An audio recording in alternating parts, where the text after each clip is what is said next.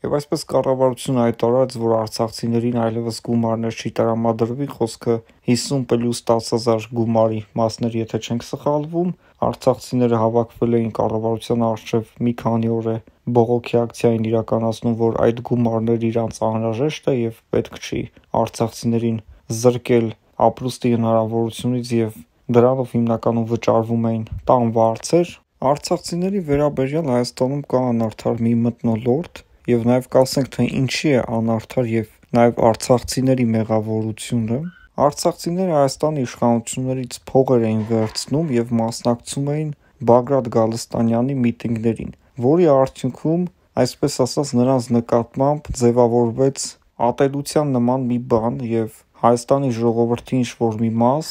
արցախցիներին հիշում է, որ Հայաստանը ղեկավարել են արցախցի ղեկավարներ եւ Հայաստանի վատագույն տարիներն են եղել այդ ժամանակահատվածներ, հիմա կասեք կարևոր այդ ժամանակ Արցախը կար, այդ ժամանակ Արցախը կար, բայց Հայաստանը չկար, այդ ժամանակ ամեն ինչ արվում էր Արցախի համար, Հայաստանի համար ոչինչ չէր արվում եւ չգիտես ինչ միջոցներով հարստանում էին արցախցի ղեկավարներ։ Եվ հիմա ինչի է անարդար արցախցիների վերաբերյալ վերաբերմունքը Հայաստանի ժողովրդի կողմից, արցախցիներին պետք չի դասել Հայաստանը եւ Արցախը թալանած արցախյան կլանի հետ։ Այս մարդիկ կապ չունեն արցախյան կլանի հետ, այս մարդիկ տուն կորցրած մարդիկ են եւ շատ դաժան դժբախտություններ են ապրել եւ պետքա նաեւ խղճով վերաբերվել այս մարդկանց, նրանց կորուստները պետքա հարգել, ընդունել եւ որպես մեր հայրենակիցներ նրանց պետքա Հայաստանի Հանրապետությունում արժանապատիվ վերաբերմունք ցուցաբերվի, իհարկե փոխադարձ սկզբունքներով։ Մենք չենք կարող հանդուրժել նաև հետևյալը, որ արցախցիները Հայաստանի Հանրապետությունում փորձեն կրկին վերադառնալ արցախյան կլանի տարիներին, նորից նոր կլաններ ձևավորվի, եթե այդպես կլինի, ապա Հայաստանի ժողովուրդը պետք է առանձին կլան ձևավորի, Արցախի ժողովուրդը առանձին կլան եւ պայքարենք մեկս մյուսի դեմ։ Իհարկե սա ազգամիջյան թշնամանք է, որը քրեորեն պատժելի է նախ այդ թշնամանքի տարածումը, ինչ վերաբերվում է Հայաստանի կառավարության որոշմանը։ Մենք կարծում ենք, որ ինչքան հնարավոր է պետքա ֆինանսական աջակցություն ցուցաբերել արցախցիներին, մանավանդ այն դեպքում, երբ որ այդ գումարների ինչ-որ մի հատված Հայաստանին նվիրաբերել են տարբեր պետություններ։ Միգուցե այդ գումարները վերջացել է, դե մեր պետությունն էլ մեծ գումարների տերպետություն չէ, աղքատ երկիր է եւ այս աղքատ պետությունից ֆինանսական աջակցություն սպասելը երկար ժամանակով իհարկե անիմաստ է։ Այսօր շատ քիչ պետություններ կան, որ փախստականներին ֆինանսական աջակցություն են ցուցաբերում եւ կապ չունի այդ փախստականները իրենց հայրենակիցներն են թե ոչ, եւ Հայաստանի նման տնտեսապես շատ ծանր վիճակում գտնվող պետությունը ի վիճակի չի 120,000 արցախցիների ֆինանսական աջակցություն տրամադրել տարիներ շարունակ։ Արցախցիները պետք է հասկանային, որ դա հավերժ չի լինելու եւ ինչ որ մի օր նրանք կտրվելու են դրանից եւ պետք էր այն ժամանակ, երբ որ ստանում էին այդ գումարները, մտածեին ինչ որ աշխատանք գտնելու կամ ինչ որ բան Հայաստանում անելու մասին։ Իհարկե հասկանում ենք նաեւ հետեւյալը, որ Հայաստանում աշխատանք գտնելը բավականին բարդ է, եթե Երևանում չես բնակվում, աշխատանք գրեթե չկա։ Սակայն պետությունը տրամադրում է 9 միլիոն դրամ, որից արցախցիները կարող են օգտվել եւ գնեն տներ, բնակարաններ, բնականաբար Երևանից դուրս, որովհետեւ 9 միլիոնով միգուցե գյուղերում կարողանաս այսօր գտնել տներ։ Արցախցիները իհարկե ասում են, որ դա քիչ է, չի բավականացնելու, բայց հիմա այդ է, դրանից ավել կառավարությունը չի կարող տրամադրել, չեն կարող բոլորին Երևանում բնակարաններով ապահովել, նույնիսկ երևանցիներ կան, որ այսօր Երևանում բնակարան չունեն, նրանց վիճակը շատ ծանր է, հասկանում ենք, բայց պետության վիճակը եւս ծանր է, նրանք էլ պետքա հասկանան, որ սա Ամերիկան, Ֆրանսիան, Նիդերլանդները, Գերմանիան չէ, սա Հայաստանի Հանրապետությունն է, որը եւս արցախցիների նման պատերազմից նոր է պրծել։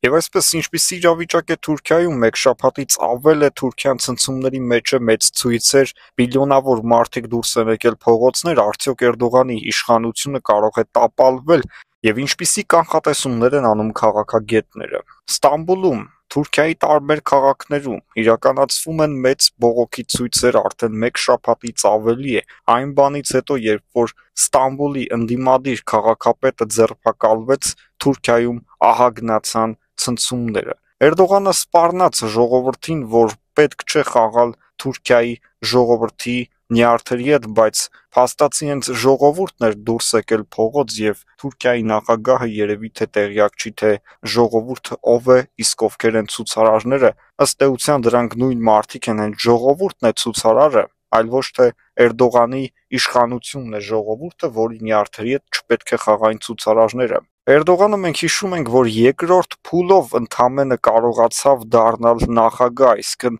իր իշխանություն վերցնելը շատ դժվար է, շատ դաժան էր եւ այդ ընթացքում բազմաթիվ կեղծարարություններ եւ երկրորդ փուլով միայն Էրդողանը կարողացավ վերցնել իշխանություն, այսինքն մեծ հավանականություն կար, որ նա չէր ընտրվելու, բայց քանի որ իշխանության ողջ լծակները ընտրությունների ժամանակ պատկանում էին Էրդողանին, նա վերջին պահին օգտագործելով իշխանության ձեռքերը երկրորդ փուլով կարողացավ դառնալ Թուրքիայի ղեկավար։ Բնականաբար սա հենց այնպես չէր անցնելու եւ ժողովրդի մեծ ցասումը Թուրքիայի մեծամասնությունը դեմ է Էրդողանի իշխանությանը, քանի որ Թուրքիան իր հնարավորություններով ավելի կարող է զարգանալ, քան զարգացնում է Էրդողանը։ Էրդողանի համար Թուրքիայի ողջ պետական բյուջեն ծախսվում է բանակի վրա, ինչը որ ժողովուրդը ըստ էության այդքան էլ չի ուզում։ Ստամբուլից եւ Անկարայից բացի եւ նաեւ մի քանի ուրիշ այլ քաղաքներ, շատ քիչ քաղաքներ,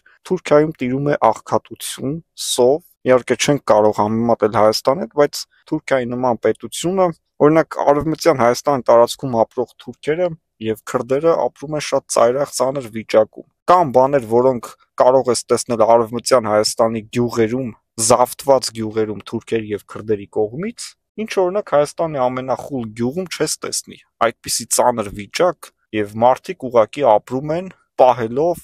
անասուններ, ուրիշ որևէ եկամուտի աղբյուր չունեն։ Այսպիսի պատկերն է, որ նյարդայնացրել է թուրք ժողովրդին եւ փորձում են վերջ տալ Էրդողանի այս երկարատև տևած իշխանության զավթմանը։ Քաղաքագետները պնդում են, որ եթե այսպես շարունակվի, ապա Էրդողանը կանգնելու է լուրջ խնդրի առջև եւ Միացյալ Նահանգները նրան կստիպի, որ նա հրաժարական տա եւ կգա մեկը, ով որ ավելի լավ հարաբերություններ կունենա Թրամփի հետ, քանի որ Թուրքիան ըստ էության Ամերիկայի ազդեցության գոտի է համարվում եւ Կովկասյան եւ նաեւ դեպի Սև ծով Ռուսաստանին ազդեցության վահանն է Ամերիկայի կողմից օգտագործվող, այսինքն Թուրքիայում թե ով կլինի ղեկավարը, դա մեծ նշանակություն ունի։